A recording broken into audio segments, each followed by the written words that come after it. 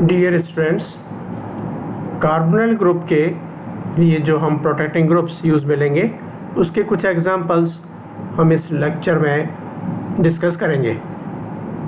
First है acyclic and cyclic acetals and ketals as a protecting groups, यानी protecting group के लिए हम एसिटेल्स और कीटेल्स को यूज़ में ले सकते हैं जो एसाइक्लिक भी हो सकते हैं या साइक्लिक भी हो सकते हैं। तो इनकी इम्पोर्टेंस क्या है कीटेल्स की और एसिटेल्स की, उसको हम यहाँ बताएं। तो acetals and ketals are formed by treatment of aldehyde and ketone respectively with alcohols in the presence of acid catalyst. तो in presence of acid catalyst अगर हम एक कार्बोनाइल कंपाउंड एल्डिहाइड या कीटोन की रिएक्शन अल्कोहल से करा दें तो एसिटेल या कीटेल बनता है। ये जो रिएक्शन है, ये रिएक्शन हमने यहाँ एसिड को यूज़ में लेते हुए करी है, यानी ये रिएक्शन एसिड कैटेलाइज्ड है। पर ये जो रिएक्शन है वो बेस की प्रेजेंस में कैटेलाइज नहीं होती। This reaction is not catalysed by base. So most acetals and ketals are quite stable to bases. तो इसका मतलब ये हुआ कि जो अगर ये रिएक्शन बेस की प्रेजेंस में नहीं हो सकती तो जो कीटेल्स या एसिटेल्स बनते हैं उनकी हम बेस से कोई रिएक्शन नहीं करा सकते, बेस के लिए वो क्वाइट स्टेबल है। Thus the reaction is useful for protection of aldehyde और ketone from attack by base. Acetals and ketals are easily hydrolysed by acids. तो अगर हम in presence of acid acetal या कीटेल बना लें और फिर उसके बाद हम इन एसिटेल या कीटेल्स को हाइड्रोलाइज कर दें एसिड्स की प्रेजेंस में, तो हमें वापस कार्बोनाइल कंपाउंड या कार्बोनाइल ग्रुप मिल जाता है।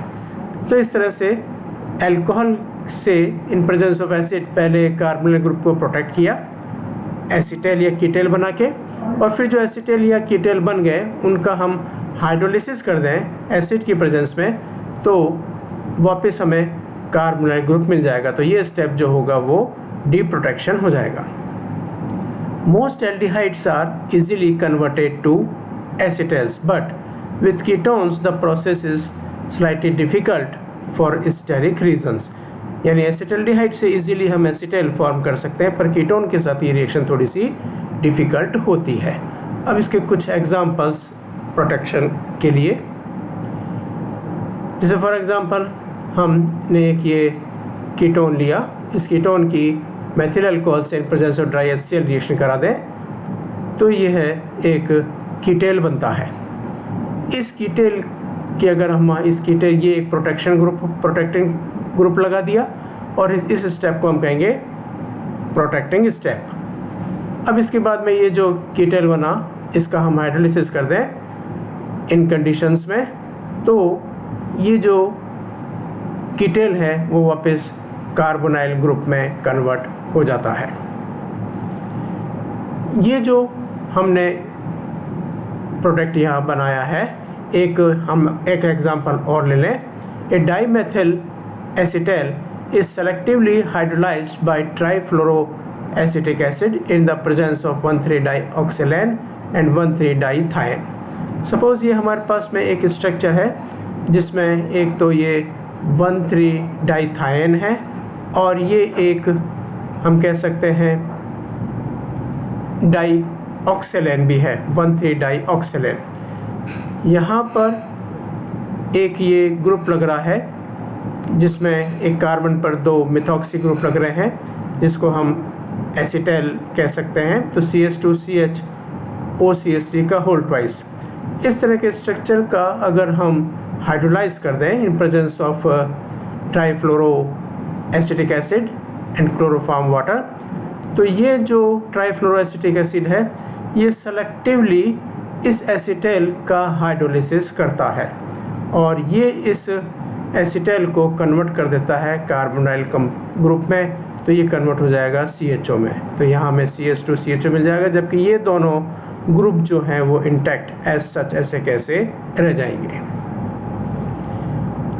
इसी तरह से हम एक कार्बोनाइल ग्रुप को एक प्रोटेक्ट कर सकते हैं हम अगर रिएक्शन करा दें CH2OH होल ट्वाइस से अंडर दिस कंडीशन, तो यहाँ पर इस कार्बोनाइल कार्बन से इस तरह का एक रिंग स्ट्रक्चर बन जाएगा, एक साइक्लिक स्ट्रक्चर बन जाता है जिसको हम कहते हैं 1,3-डाइऑक्सेन। तो इस तरह के साइक्लिक एसिटेल या कीटेल हमें मिलते हैं।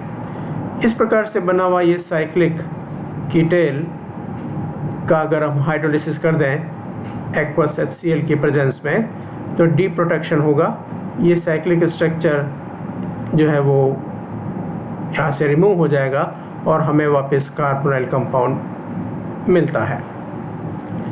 या हम इस तरह के कार्बोनाइल कंपाउंड की रिएक्शन ग्लाइकॉल CH2OH से करा दें अंडर दिस कंडीशन, तो वापस एक साइक्लिक स्ट्रक्चर मिलता है, साइक्लिक कीटेल मिलेगा जिसे हम कहते हैं 1,3-डाइऑक्सोलेन। इन दोनों स्ट्रक्चर रिंग के साइज़ का फ़र्क है। यहाँ पर ये 3 CH2 हैं जबकि यहाँ पर ये 2 ही CH2 हैं। इस बने हुए डाइऑक्सोलेन को अगर हम हाइड्रोलाइज कर दें इन प्रेजेंस ऑफ HCl और एसिटिक एसिड, तो हमें वापस कार्बोनाइल कंपाउंड प्राप्त हो जाता है। इसी तरह से और further examples protection and D protection के, अगर हम कार्बोनाइल कंपाउंड की इस तरह से डाइथाइन में कन्वर्ट कर दें, ये है प्रोपेन 1,3-डाइथायोल के साथ रिएक्शन करा दें अंडर दिस कंडीशन, तो हमें 1,3-डाइथाइंस प्राप्त होता है। यानी हमने यहाँ इस कार्बोनाइल ग्रुप को प्रोटेक्ट कर दिया by this structure. Previous example और इसमें फ़र्क यही है कि प्रीवियस एग्जांपल्स में यहाँ ऑक्सीजन एटम थे, उसकी जगह यहाँ पर ये सल्फर एटम्स लगा रखे हैं। तो ये एक प्रोटेक्टिंग स्टेप हो गया, प्रोटेक्शन हो गया कार्बोनाइल ग्रुप का। हमने कन्वर्ट कर दिया कार्बोनाइल कंपाउंड को 1,3-डाइथाइंस में। इसके बाद अगर हम इस कंपाउंड को हाइड्रोलाइज कर दें in presence of HgCl2 methyl alcohol, तो हमें वापस कार्बोनाइल कंपाउंड मिलता है। This is known as deprotection step. या हम इस कार्बोनाइल कंपाउंड की इस तरह से रिएक्शन करा दें, वही फ़र्क सिर्फ नंबर ऑफ कार्बन एटम्स का, नंबर ऑफ CH2 ग्रुप का है। यहाँ 3 CH2 थे, यहाँ 2 CH2 हैं। अंडर दिस कंडीशन तो हमें 1,3-डाइथायोलेन मिलता है, यानी हमने यहाँ कार्बोनाइल कंपाउंड को प्रोटेक्ट करके 1,3-डाइथायोलेन में कन्वर्ट कर दिया। अब इस बने हुए 1,3-डाइथायोलेन का हम हाइड्रोलाइज कर दें अंडर दिस कंडीशन, तो हमें वापस कार्बोनाइल कंपाउंड मिलता है। तो इस तरह से हम जो हैं एक कार्बोनाइल ग्रुप को पहले प्रोटेक्ट कर सकते हैं एसिटेल और कीटेल या सल्फर कंटेनिंग कंपाउंड के द्वारा, और फिर हम प्रोटेक्शन के बाद वापस डी प्रोटेक्ट कर सकते हैं by hydrolysing the protecting group.